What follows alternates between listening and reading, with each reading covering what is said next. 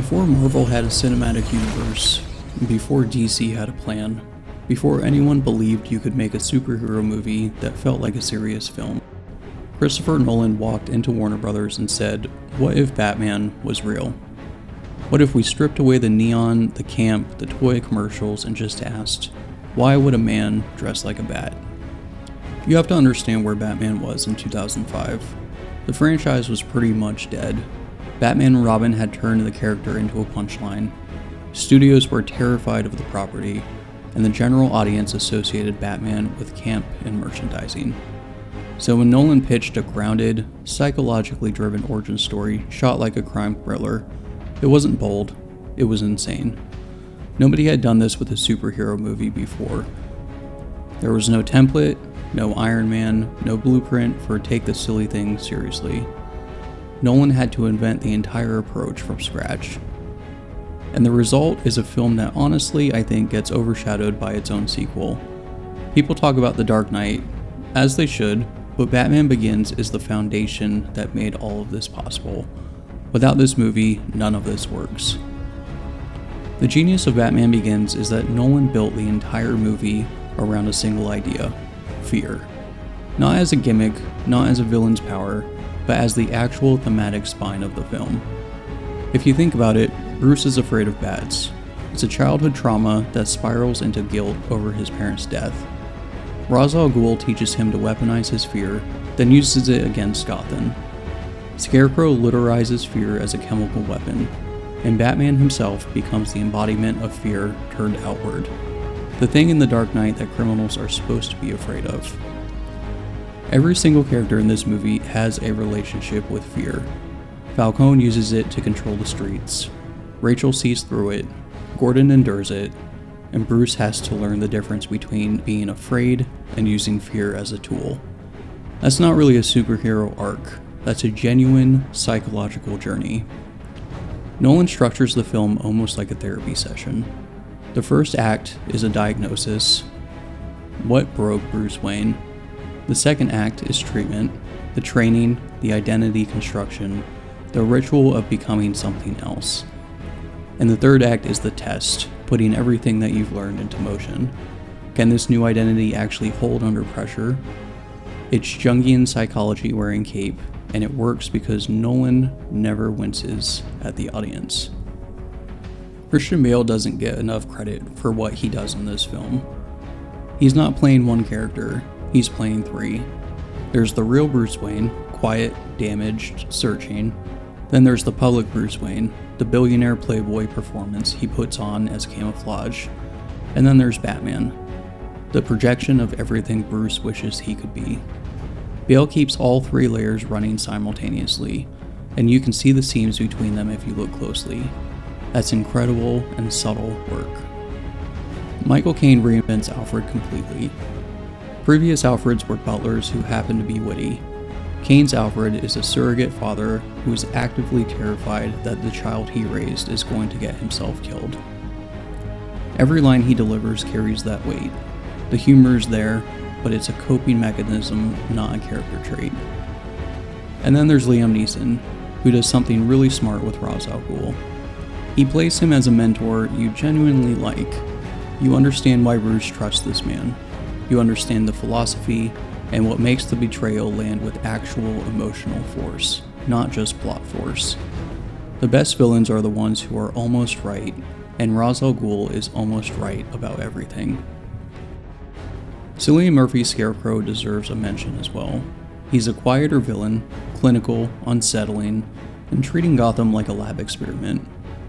Murphy plays him with the eerie calm that makes every scene he's in feel slightly off. He's the kind of villain who doesn't need to raise his voice to make you uncomfortable. But let's talk about what Nolan does with the camera. He shoots Gotham like a real city, Chicago mostly, and he never lets it feel like a soundstage.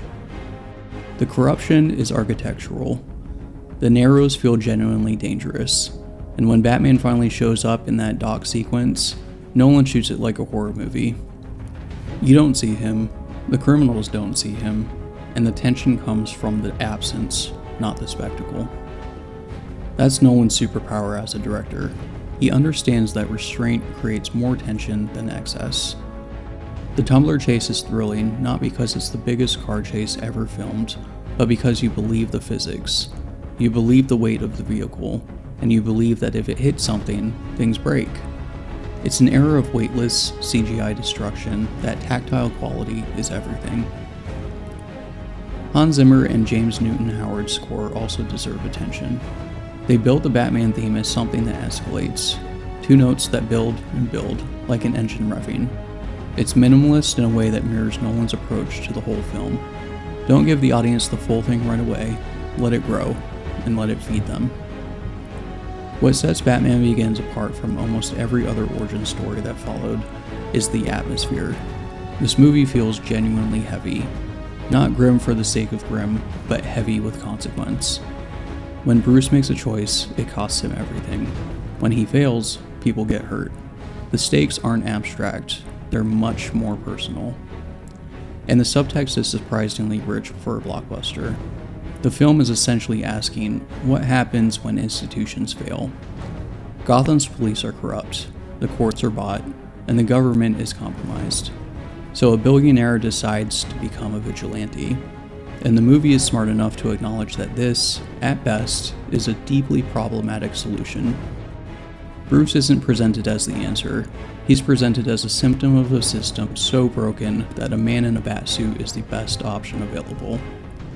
That's a level of self-awareness most superhero films won't touch. Nolan doesn't shy away from the uncomfortable question at the center of Batman's existence. Is what he's doing heroism, or is this just a rich man with a trauma processing his grief through violence? The film doesn't answer definitively, it just lets the question breathe. Batman Begins didn't just revive a franchise, it rewired an entire industry's understanding of what a comic book movie could be. Casino Royale exists because of this film. Logan exists because of this film.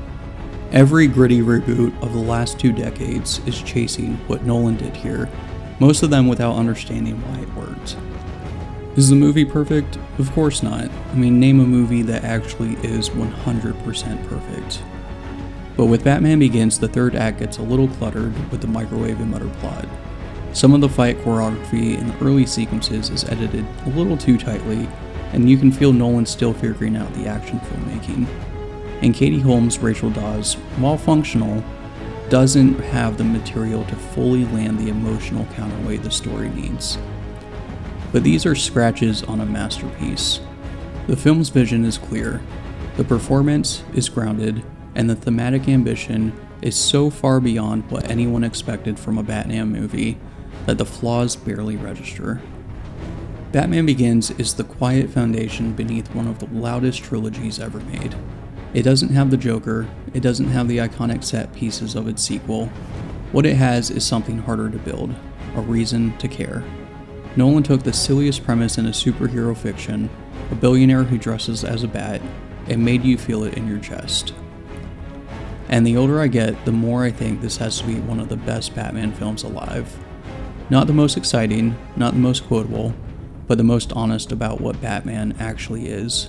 A man trying to turn his worst night into something that means something. If you made it this far in the video, you're definitely my kind of film nerd.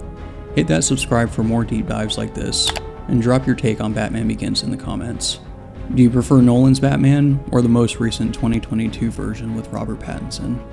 Either way, let me know in the comments. And if you haven't seen it in a while, go back and check it out. It's earned it.